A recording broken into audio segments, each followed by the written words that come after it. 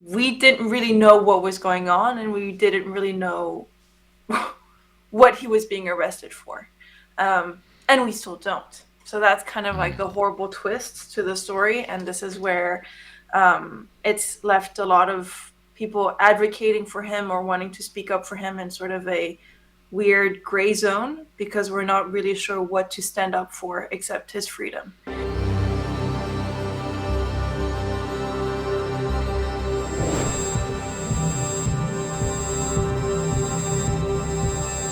In August of 2022, Alexey Pertsev was arrested in Amsterdam for his connection in being a developer of Tornado Cash, which is a popular, or was a popular, Ethereum privacy protocol that was allegedly used by some nefarious entities, including North Korean hackers. As of the time of this video, Pertsev has yet to be charged with anything. He's just kind of being held, and his case kind of presents a very unique challenge for the crypto regulatory space and really does a chilling effect on open source development of just basic privacy protocols even. So I spoke to Eléonore Blanc, the organizer of the ETHDam conference, which is dedicated to privacy in honor of the Pertsev case, in order to kind of shed more light on this case and on the conference. So this is what she had to say. Hey everyone, I have the fantastic pleasure of speaking with the one and only Eléonore Blanc.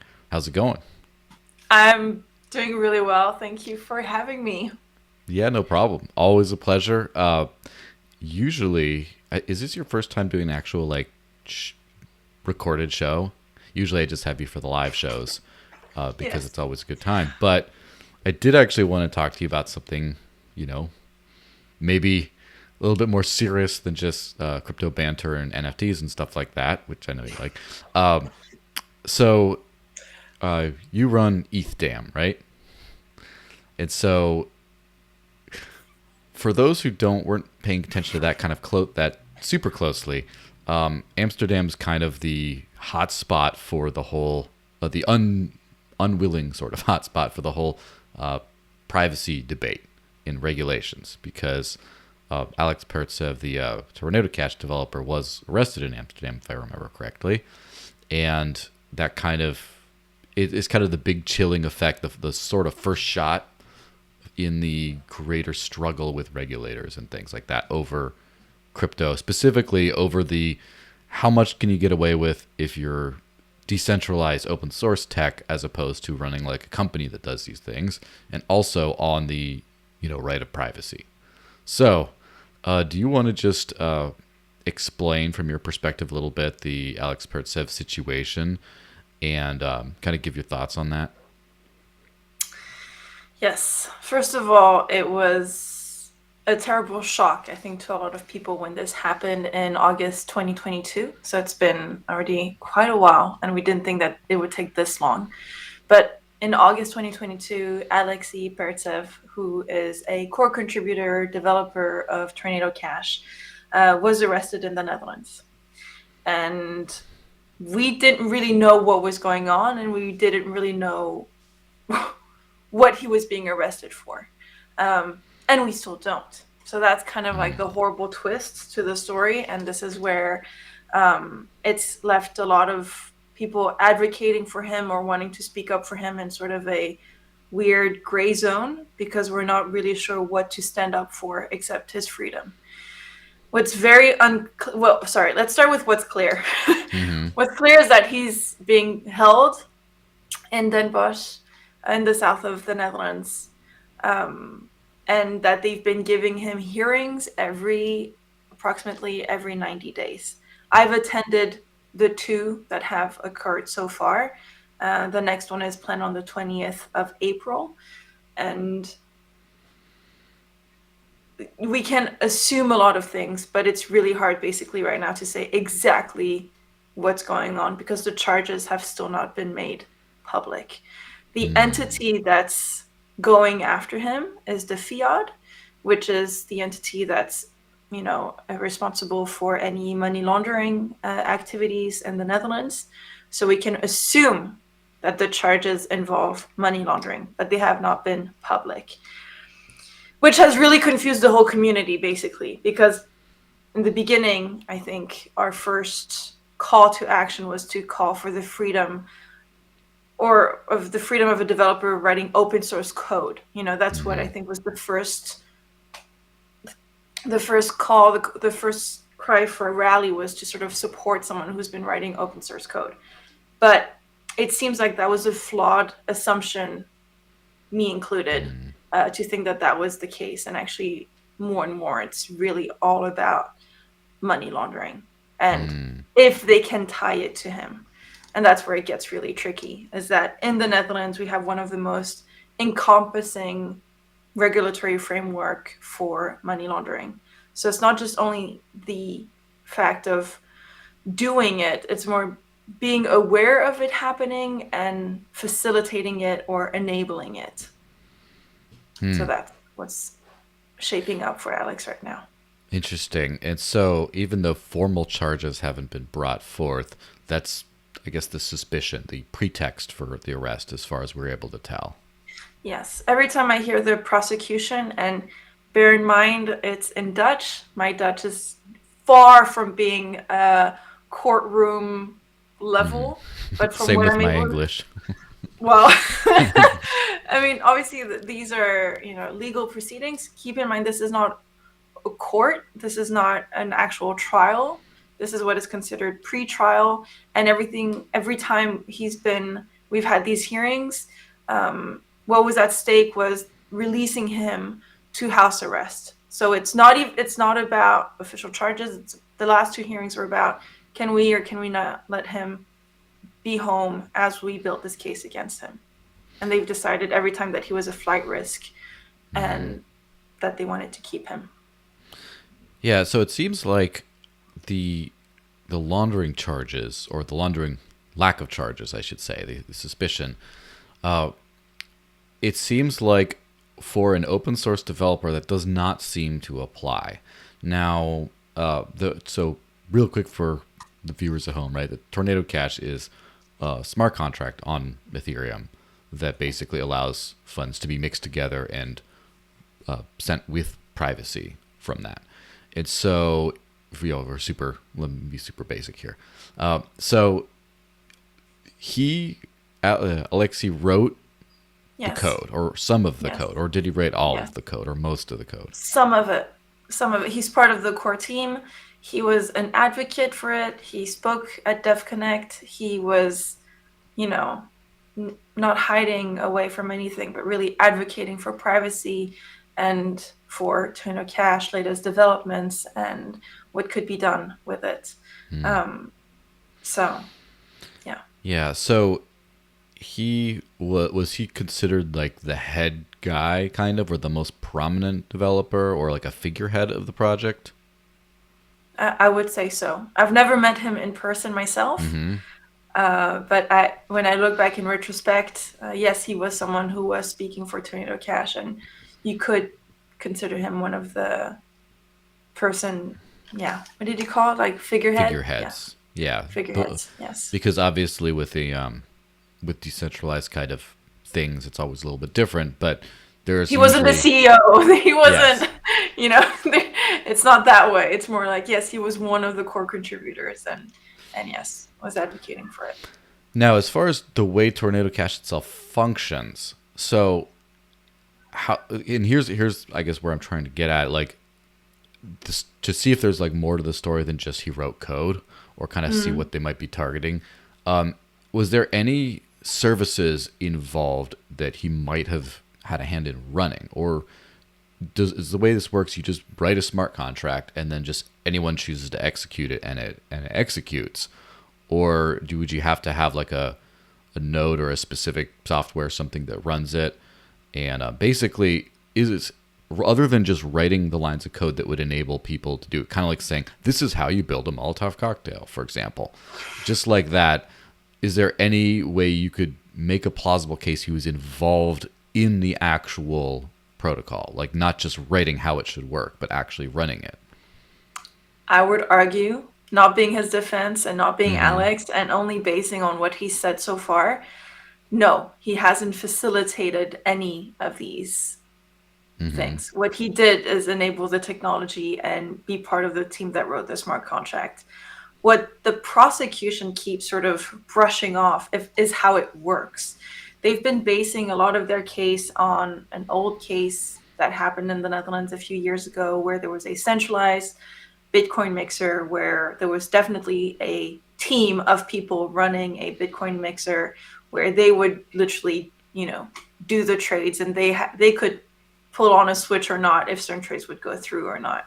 And it was, I don't know more details about the case, but I know that was sort of that was there was definitely grounds there for malicious activities, and that was shut down, and that was over. The thing that they are completely disregarding in this case is the smart contract part of the nature of Tornado Cash, which was not part of this Bitcoin mixer. So they're kind of saying same, but different cryptocurrency. And as the defense is trying to build its case, they're saying, no, not same. Yes, we're talking about cryptocurrencies. Yes, we're talking about mixers. Yes, we're talking about privacy, but the how is very, very different. And therefore, Alex is not responsible for what was going through Tornado Cash. The prosecution argues the opposite and says that by talking about it, promoting it, that Tornado Cash, although it was a DAO, that it did exist as an entity, but it's very vague what we're describing as an entity and what can be considered responsible for the actual money laundering that happened. It's really uncharted territory, and it really feels like, and this again is my very biased opinion, but it feels, and I can only be a commentator in this case, right? I'm only a community organizer, a cryptocurrency advocate, and I see someone that's sitting in jail now for months on end without clear charges. I am very biased and I'm very, very subjective, but I see a very murky case where we're talking about very uncharted technologies and new products that are available for all and that are being confused, and the legal structure, the current legacy fiat legal structure that we're in just doesn't fit, right? It doesn't fit. What they're trying to accuse them of happening is not exactly what has happened, but at the same time, they're not really interested in learning what they were actually creating and have developed. So it's this sort of catch-22, and Alex is at the center of it all. And that's what I think is, Yeah, the kind of very situation upsetting. we're in. What do you think? I mean, obviously, this is purely speculative, but how much of U.S. government influence do you think that this case has? Do you think this could have been a kind of Netherlands isolated case where they just decided, oh, someone tipped us off that there's some guy who's doing this, involved in what they consider money laundering, go arrest him? Or just in case you want to? Or do you think it's more than that, where it's pressure from, the U.S. government saying these guys are involved in doing something that we really don't like. You need to help us out. Again, extremely speculative because Speculative, we yes. don't know. I don't know. I can speculate that, and no.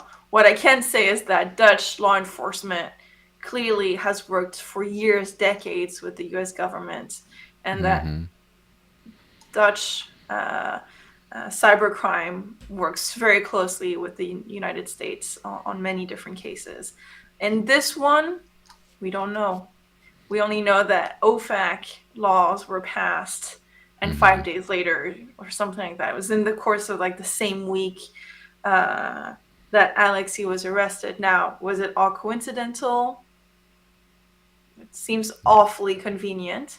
What I do know is that other Tornado Cash, core contributors are in the United States and are not bothered by the authorities.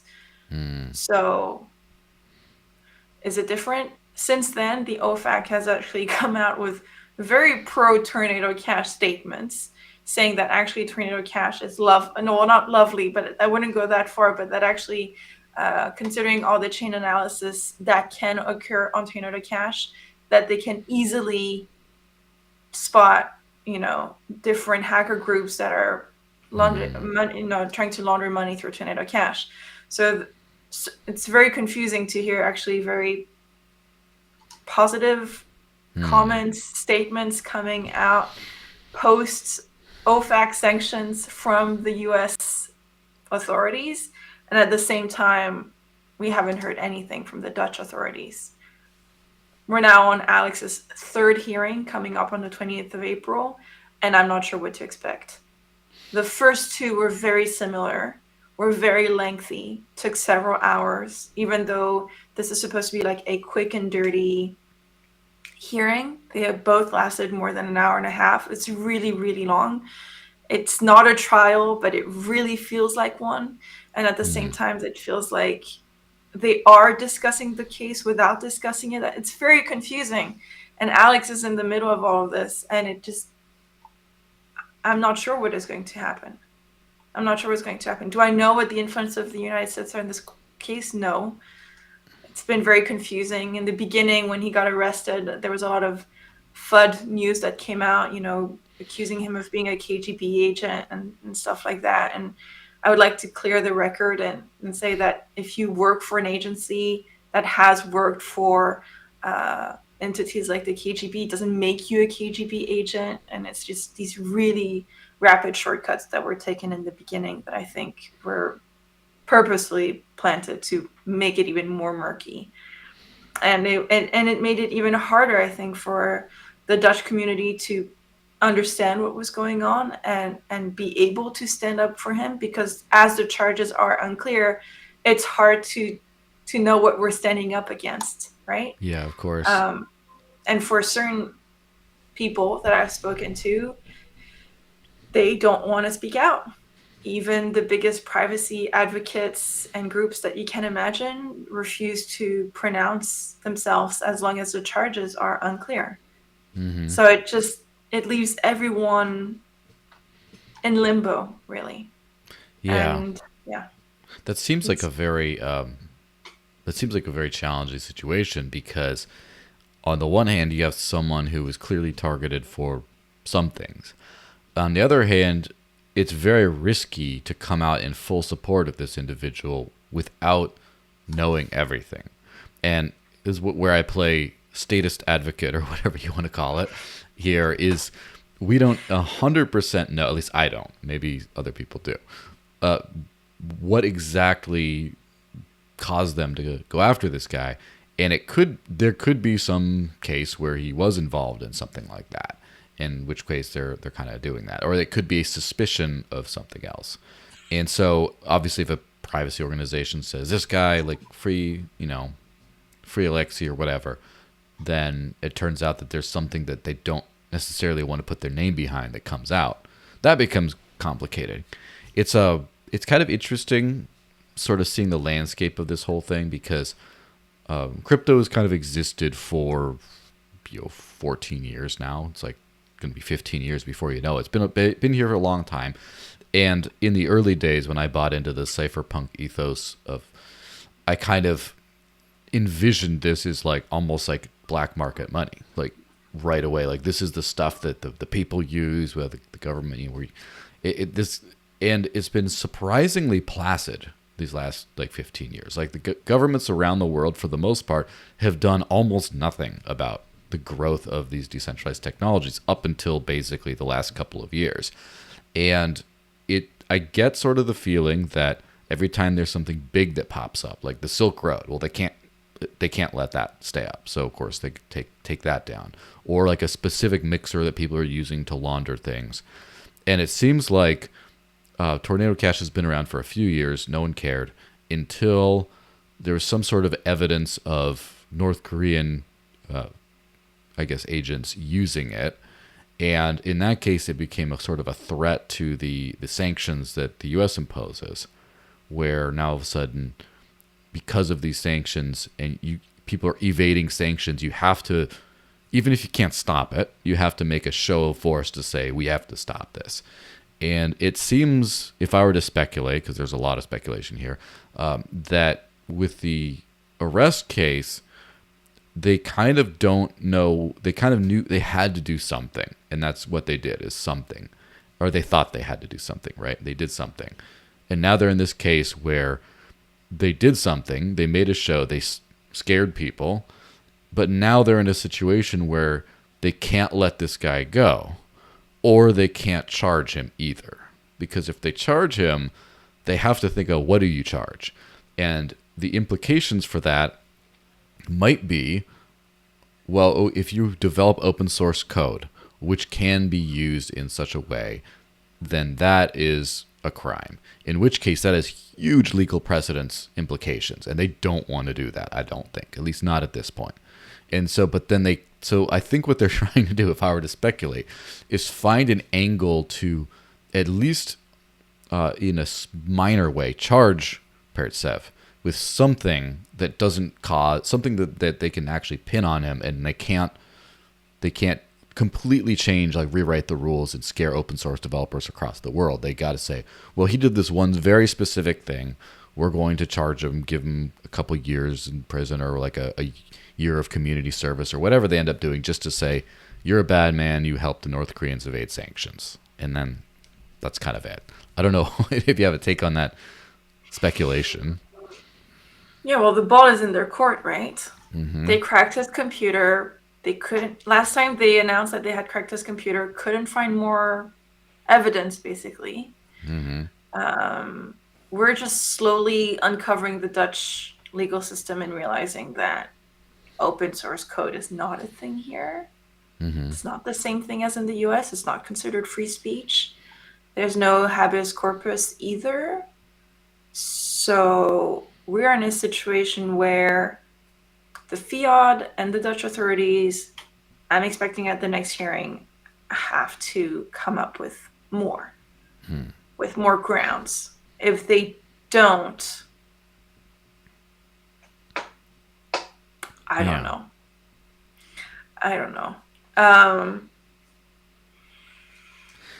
Yeah. It doesn't help that he's Russian. Of course. I have to say. It doesn't help that he's Russian. Some key lawyers refused to defend him when all this happened. It doesn't help that every news article that's going to be published about him is going to mention, if it's badly written, is going to mention Russia, KGB, North Korea, Lazarus Group. You know, it's like, it's really hard to have a good headline on this. Even the normal journalist, I would say, the normal coverage that this has gotten is very, very, very cautious. And I'm not sure what's going to happen. I really don't know. Yeah, it's a very murky territory. I have noticed the real-time chilling effects. I don't know if you've noticed the same. For example, I'm friends with the railgun developers, and they don't seem necessarily, last I noticed, that concerned necessarily, but a lot of people are very concerned for them, because it's like, well, look what happened to Tornado Cash. If you do something like this, like, you could be targeted too. And I do know that there's some people have been like rearranged their travel schedules to stay out of certain countries just because. Well, stay out of the Netherlands. But also the U.S. It's funny because this is. And this may be lost in the story. I think that in people's minds, this is the U.S. Like, I think that maybe in people close to the case and in the Netherlands, it's obviously like, oh, like it's more targeted. But everyone in my quarter of the world seems to, like, where it seems like Amsterdam was just being arrested in Amsterdam is just like an incidental. It's just like a footnote on the story. But that's it. Everything else is basically presenting as this is a U.S. sanctions against Tornado Cash addresses, and they got him, the nebulous they. Not sure. Yeah. But again, this is interesting because we're now confronting your corpus of news and how you're digesting the news over there, and how we're seeing it here. I can tell you, it feels very Dutch. Yeah. It doesn't feel, if there is international ties in this, which, again, I'm not doubting that there is, it's just, right now it seems that we're very much stuck into a Dutch process. Yeah. But yes, it is a larger thing coming at cryptocurrencies, coming at on and off ramps, coming for custody wallets. I mean, it's just a general trend. What I can say is that I've dedicated ETHDam to privacy to make to make a point out of it. And it's been very difficult to actually bring privacy people together. One, Mm-hmm. because they're not united. They don't all have the same idea of what privacy is or how it should happen. That's just at a macro level. Yes. But then, even if you go a bit one layer down, it's like, why would we go to the Netherlands right now? Mm-hmm. Can you Yeah. guarantee I'm not going to get arrested? No, I can't.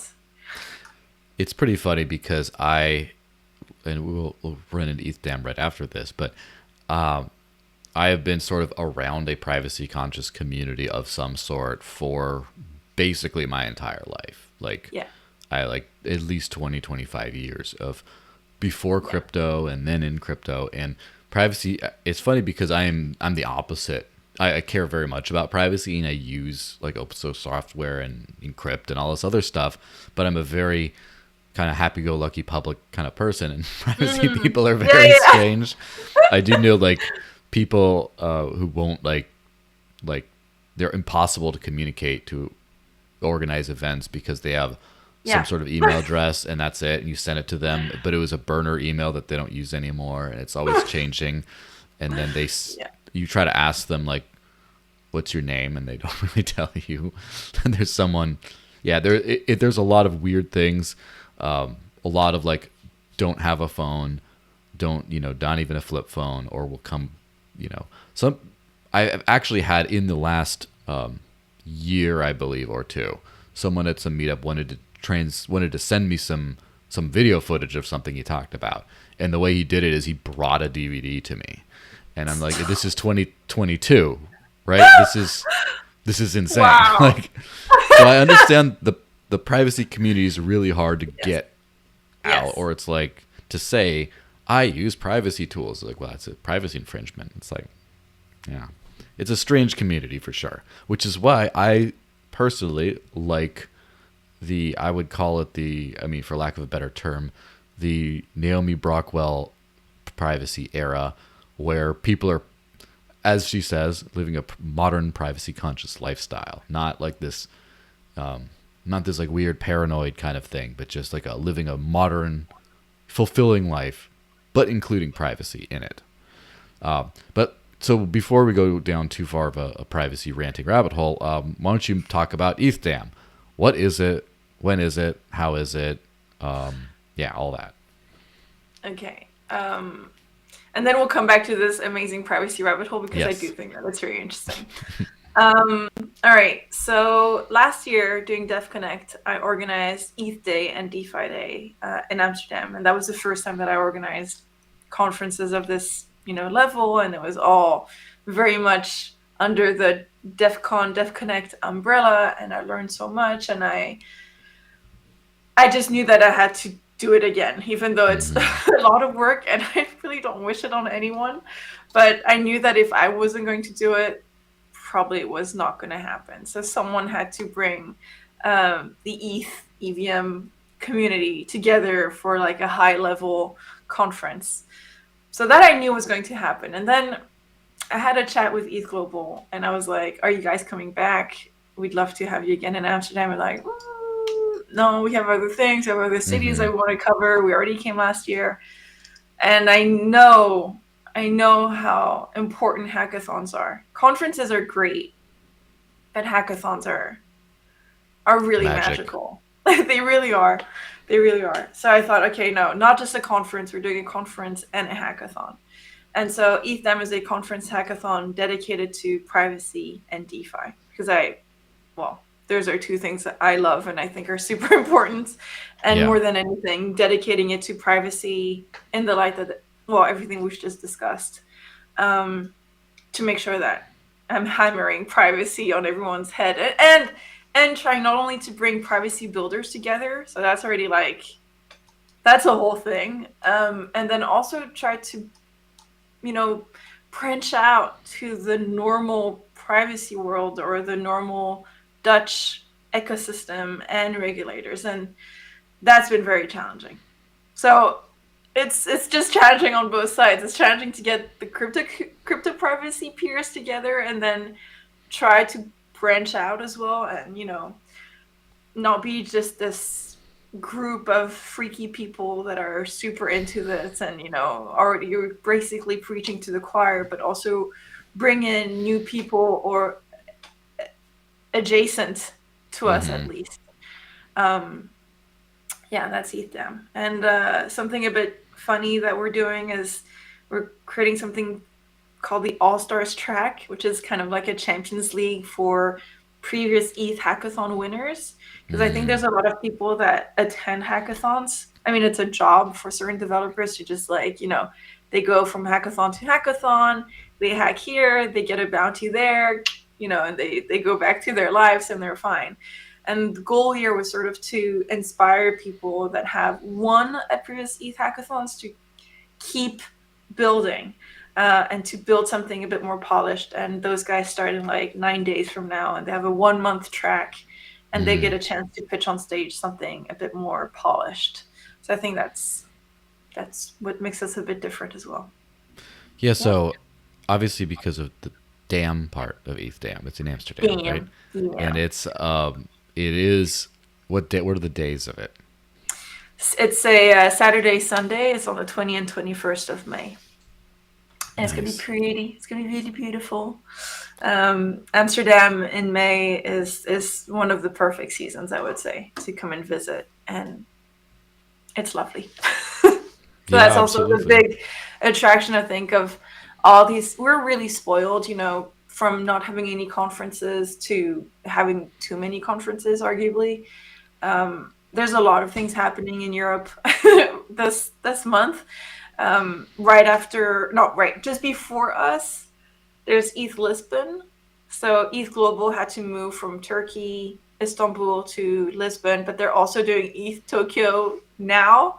So there's ETH Tokyo, and then followed by ETH Lisbon, and then us.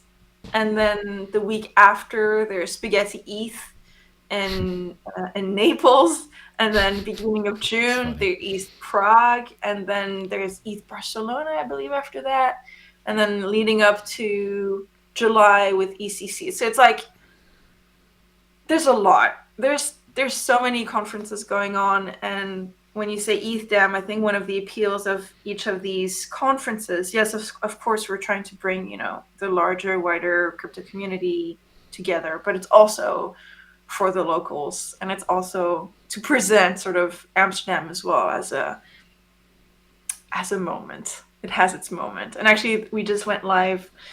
Do I have it here? Well, people can list their side events as well. There's other things that are happening before us.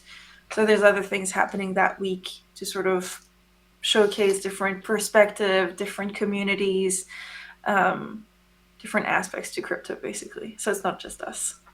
But yeah. Yeah. Sounds like a fun, fantastic thing. Maybe I'll stop by if you're lucky. Just maybe. Just Yes. maybe. I'm so Yes. not.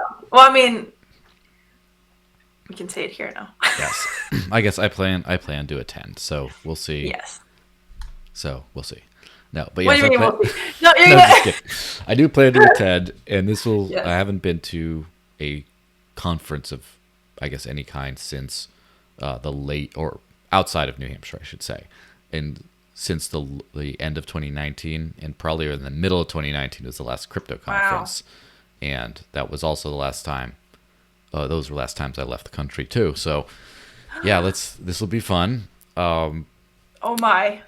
Yes, and so in I guess preparation for that, other than of course I've got to be there to document Mm-hmm. everything, to connect, to do everything like that. Yeah. I've kind of started to take a deeper interest in privacy, and obviously I've always had an interest in privacy, but now I'm sort of like the next thing I'm going into is basically getting a little bit further on, as Naomi likes to say, like the device privacy side of things, but also look into personal ways of using crypto privately, not just using pro privacy or privacy supporting technology. Like for example, how to run a node over Tor so you don't have IP address linkage to your transactions and things like that, and how to and I might be one of those crazy people that not only decides to travel across the ocean, but also does that with a de-googled phone. and see if I can survive that way. So we'll see. That'll be a fun little weekend project over many weekends up until then. I see. Are you going to document all of this? Is this all content for us to like live through you vicariously what it would be like? Can we Probably. I learn mean, from you? that's Twitter. At some point, I definitely plan on making more content about how to live on, like, I already did how to live on crypto. I Yeah. want to do how to live on crypto privately, Yeah. and then hopefully how to run a business on crypto, and Yeah. then yeah, just one step at a time. Yeah. And yeah, I really am looking forward to ETHDam on this whole thing, and we'll make it a good time. Any parting thoughts for the audience and for the people at home, other than please come? Why don't you? Well, What can you do to sell ETHDam that you haven't already done? Feel free to get desperate. no, I'm not that desperate. It's actually we're like selling out and I don't want to promote it more, so it's like, no, don't come. No kidding. No, I was having a very I went to like a random non-crypto meetup the other night, Mm-hmm. always in my efforts to bridge worlds. And I'm there surrounded by Web2, I don't know, founders, people that are not in crypto. It's just very different for me. It's just I'm out of my comfort zone, right?